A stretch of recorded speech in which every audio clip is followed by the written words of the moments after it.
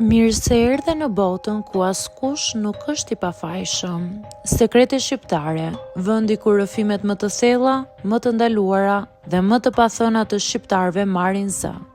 Na bëni subscribe për histori të ndryshme.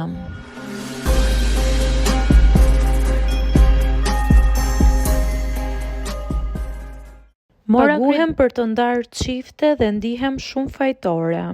Unë quhem Edlira, jam 31 vjeçe dhe po tregoj një të vërtetë që ende më kafshon ndërgjegjen. Prej 3 vitesh paguhesha për një punë që sot më neverit. Ishte pikërisht të ndaja çifte. Nuk ishte as qëllimi im as ëndra ime. Thjesht ndodhi. Gjithçka filloi me një telefonatë të çuditshme nga një grua rreth të 40-tave. Më njihte nga një event pune dhe më tha troç: "Burri im është i lidhur kokë e këmbë me një vajzë më të re. Dua ta shkatrosh këtë lidhje."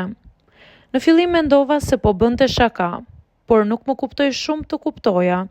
Ajo po më kërkonte të bëhesha ndërhyrëse profesionale në marrëdhënie të njerëzve të tjerë. Në fillim e refuzova, por ajo më nguli, më foli për pagesën, një shumë që aso kohë nuk e kisha parë kurrë në llogarinë time. E ndjeva barkun të më shtrëngohej. Ishte periudha kur më duhej të ndihmoja nënën time të sëmur, që ra nuk e përballoja dot dhe isha afër dorëzimit.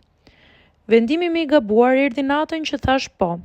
Mendova se do ishte vetëm një herë, por rrallë ndodh që e keqja të mbaroi me vetëm një herë. Metodat nuk ishin asgjë të turpshme, ishin thjesht psikologjike. Thjesht kryoja skena tensioni, dyshimi, keq kuptimesh. Fusja një bisedë në kohën e gabuar, shija dobësitë e secilit dhe i shtyja drejt konfliktit. Mjaftonte një fjalë e vogël në momentin e dur që një marrëdhënie të ndërpritej. Sigurisht nuk ndihesha mirë, por pagesat më mbanin gojën mbyllur. Pastaj erdhën klientët të tjerë. Më kërkuan burra që donin të largonin bashkëshortet e tyre, gra që donin të largonin dashnoren e burrit, madje edhe njerëz që thjesht zinin inat të tjerët. Mua më quajtën zgjidhse problemesh familjare. Në realitet po bëhesha shkatruesja e lidhjeve të huaja. Në këtë botë të pist fillova të humbisja sensin e empatisë. Njerëzit më dukeshin si figura kartoni, ndërsa unë një dorë e padukshme që shtynte dominon drejt tokës.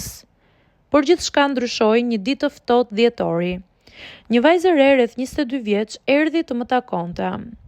I dridheshin duart, syt i kishte të fryrë nga të qarat. Më tha: "Kam zbuluar që dikush po përpiqet të më ndaj mua dhe të dashurin tim dhe dua të di kush është."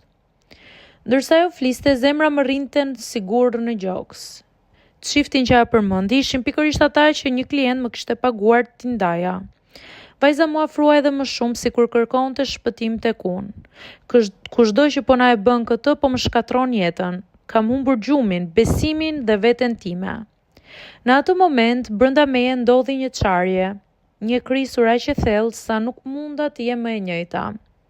E kuptova se si një fjalë e imja, një manovër e vogël, një skenar i manipuluar, kishin krijuar këtë vajzë të thyer para meje. Ajo nuk dinte fare që fajtorja isha unë, por unë e dija. Aty e kuptova, nuk po humbisja vetëm nderin, po humbisja krejt veten time. Ndërsa njerëzit shihin një njeri të qetë nga jashtë, unë në brendësi jetoja si një aktore në një tragjedi ku kisha haruar rolin tim origjinal. Atë natë u ktheva në shtëpi dhe i pash të gjitha shënimet, mesazhet, parat, sukseset e mia. I hodha në një qese dhe i hodha në kosh.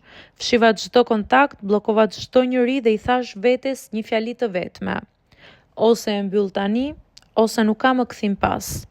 Dhe e mbylla. Sot punoj në një punë të ndershme, modeste, por më në fund fle pa makth. Kam ende frikë se mos një ditë dikush zbulon të kaluarën time, por më e madhe është frika se mos u mbas në një grimc tjetër të shpirtit tim.